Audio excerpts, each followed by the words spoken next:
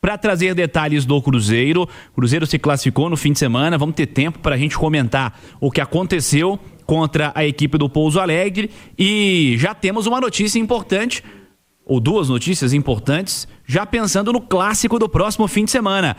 Atualizações de departamento médico, você traz detalhes. Rubem Júnior, um abraço, boa noite. Boa noite, um abraço a você, Cirilo, Edu, para quem nos acompanha aqui na turma do bate-bola da Itatiaia, confirmando para toda a Nação Azul, 6h14, uma segunda-feira de reapresentação na Toca da Raposa, uma segunda-feira de balanço com relação ao departamento médico, uma segunda-feira de frio na barriga também com relação a essa decisão do próximo domingo. Uma segunda-feira que tem o ex-técnico desembarcando em Belo Horizonte. Então o Cruzeiro à tarde finalizou há pouco, a preparação, mais um dia de atividades. Então vamos ao balanço do DM. No sábado, Gerson, pancada no joelho esquerdo, deixa o campo. Cássio, pancada no joelho direito, deixa o campo, inclusive para a entrada, para a estreia, quando o sinal eletrônico marca 6h15, do Matheus Cunha, jovem goleiro, que a gente vai falar sobre um pouco mais do atleta daqui a pouco na programação da Itatiaia. Mas, Gerson, essa pancada e que não teve nenhum problema estrutural, da questão ali de ligamento, e vai conseguir fazer as atividades durante a semana de forma normal na Toca da Raposa com o grupo, não perdendo a questão física. O Gerson que vem num batidão de jogo atrás de jogo, mas a sua questão foi mesmo num lance, numa disputa normal de partida. Sobre o Cássio, preocupa um pouco mais esse problema que tem um estiramento ligamentar, não vai precisar de passar por algum processo cirúrgico. Para você que está nos acompanhando na live, está aí o anúncio oficial, a nota do Cruzeiro das lesões de Cássio e também de Gerson. Inclusive, logo no joelho bom do Gerson, e o Cássio que não teve, uma lesão aí no seu joelho, que é o joelho esquerdo, ele que bate com a canhota, mas a sua preocupação é no joelho direito. Já iniciou o processo de recuperação no Departamento de Saúde e Performance do clube, mas Cássio, Cirilo, é a grande preocupação para uma segundona, onde o Cruzeiro inicia a preparação para o clássico, e o Cássio que completou, no sábado, 100 jogos com a camisa do Clube Celeste. Panzi, Gerson não tem problema, não tem lesão, tá liberado para as atividades, e o Cássio tendo lesão, estiramento ligamentar no joelho direito, tamanho desse possível problema pro clássico, Edu. O Gerson me parece algo mais simples, O Gerson é o famoso nada. Isso, o tempo de recuperação tranquilo, um repouso, um gelo ali, um anti-inflamatório, mas o Cássio preocupa, Preocupa porque é uma liderança do elenco, o Cássio é um baita goleiro, é uma final de campeonato e final exige que os melhores estejam presentes em campo, é um jogo que pode ir para os pênaltis e o Cássio é um pegador de pênaltis, um cara gigante na hora da penalidade, enfim, é preocupante sim, ainda que o reserva seja muito bom goleiro.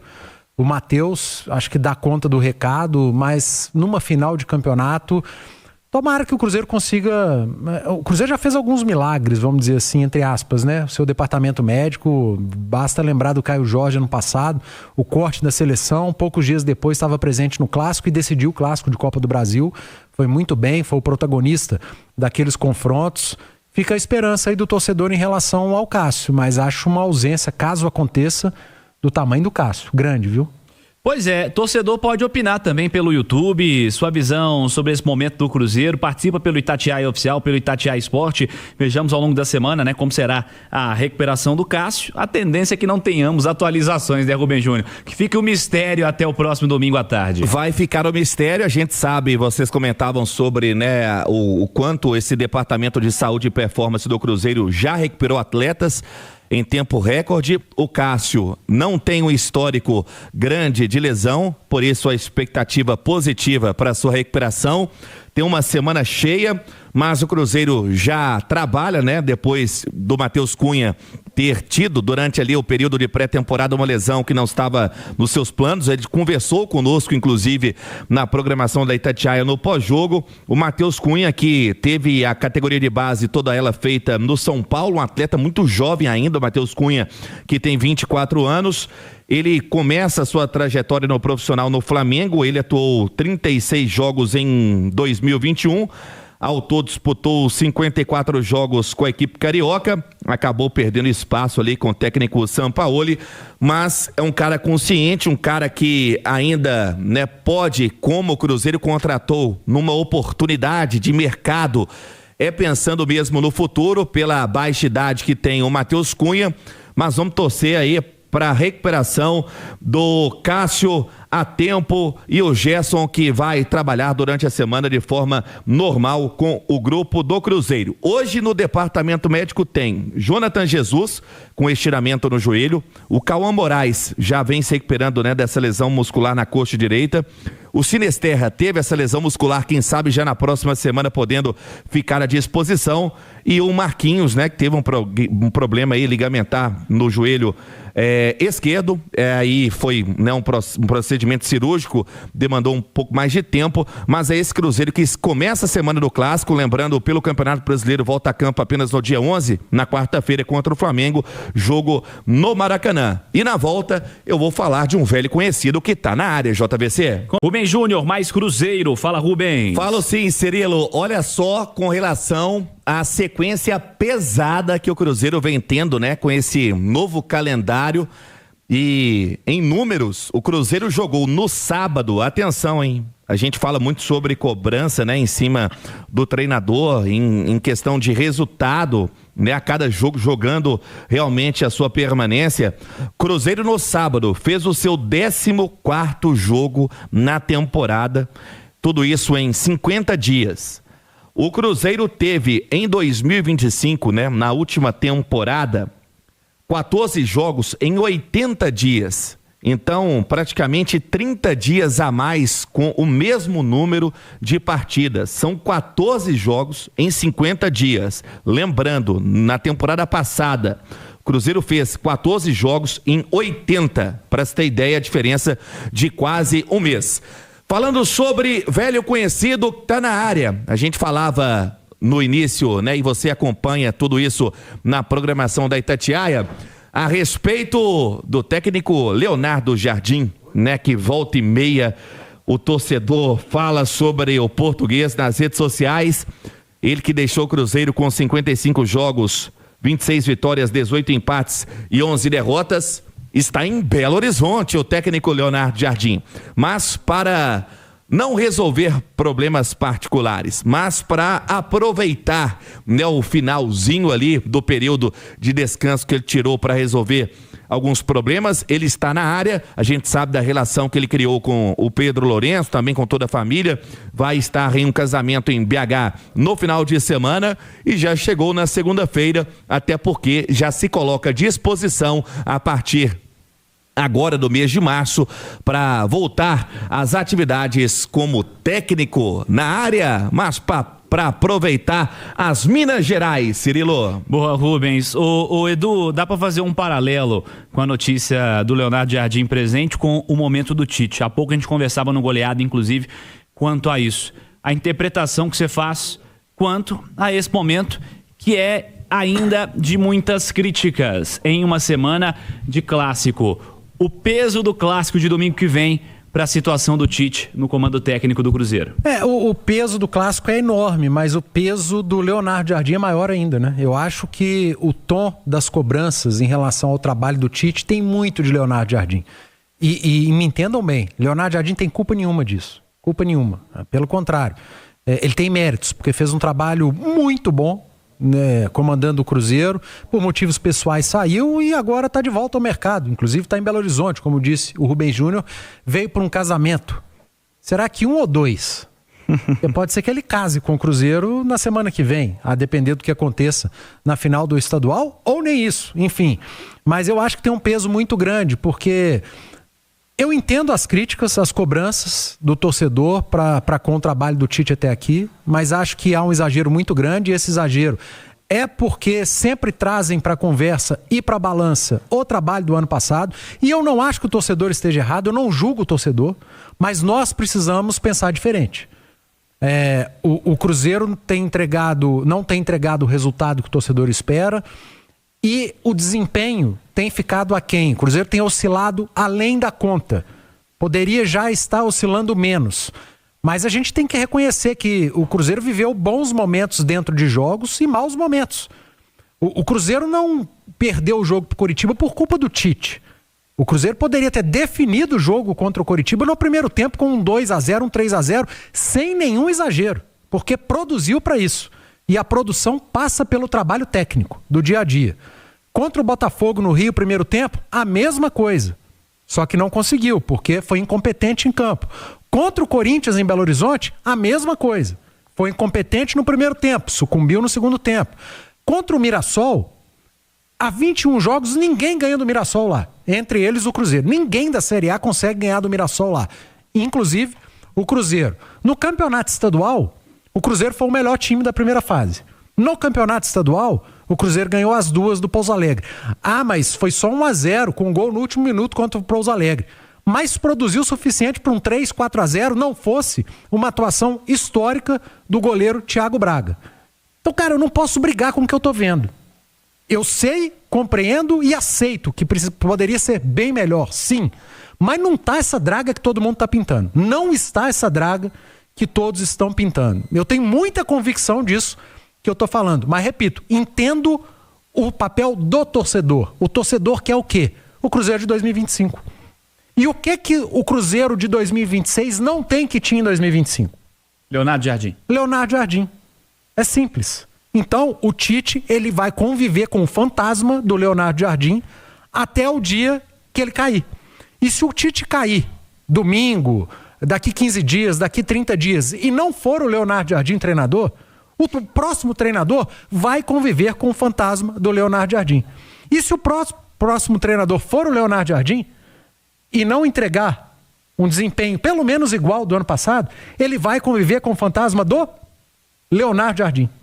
Por conta do trabalho, como o Flamengo conviveu e convive até hoje com o fantasma do Jorge Jesus, como o Atlético conviveu até pouco tempo com o fantasma do Cuca, e como todos os clubes que têm um treinador que passou e foi muito bem, no caso do Jardim, não foi nem vencedor, foi muito bem.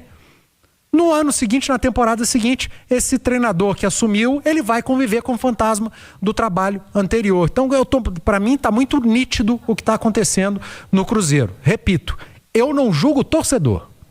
O torcedor quer o time ganhando e jogando no mínimo igual o ano passado. Mas a gente que está aqui para analisar friamente, sem a paixão, entender o processo da coisa, eu não consigo trabalhar dessa maneira e entender que no domingo, na final do campeonato estadual, se o Tite perder, ele vai ser mandado embora. Se o Tite ganhar, ele segue. Isso não entra na minha cabeça, cara. Isso para mim é a absoluta falta de convicção. Mas essa é a leitura correta da coisa. Então, assim, o futebol brasileiro tem que ser estudado. Tem gente querendo mandar o Felipe Luiz embora. Isso é loucura. Querendo mandar o técnico... Já quiseram o Abel. Campeão brasileiro e campeão da Libertadores embora. Eu brinquei no goleada, vou repetir aqui. Quem é o Tite nessa história, né? Se o campeão brasileiro e da Libertadores tem gente querendo mandar ele embora, que dirá o Tite, né? É porque tá convivendo com o fantasma do Felipe Luiz do ano passado. Exatamente. Que fez um baita trabalho e ganhou e conquistou. Eu dei uma dica no goleada, vou repetir aqui. Para todos os dirigentes. Sabe o que acontece? Acabou, chegou dezembro, acabou a temporada, manda o técnico embora. Ganhando tudo, né? Todos mandem o técnico embora. Aí o interino, a comissão fixa, assume até março. Ele é que vai tomar a porrada do estadual, porque estadual é obrigação para todo mundo. É obrigação pro Tite, pro Sampaoli, é obrigação pro Felipe Luiz, pro Diniz, pro Abel. Para todos os grandes tem a obrigação de ganhar o estadual, mas é só um que ganha, tá, gente? É só um. O que não ganha tem que cair. Tem que ser mandado embora. Então, os dirigentes pegam, em dezembro, mandam embora o técnico.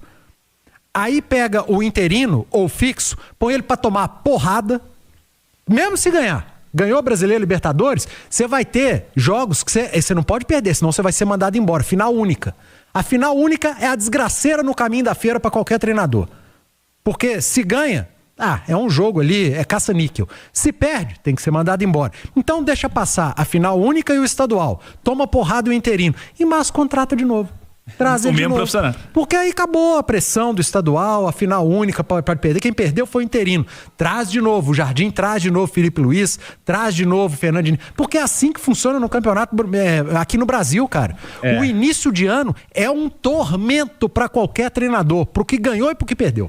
Adiciono a esse contexto, para o Rubem Júnior fechar também, adiciono a esse contexto o que para mim pode ser encarado como um erro. É uma novidade que os clubes brasileiros vão ter que se adaptar a partir desse ano, estão tendo que se adaptar a partir desse ano, e que talvez tenha sido um tiro no pé do Cruzeiro. Este ano nós temos um calendário misturado.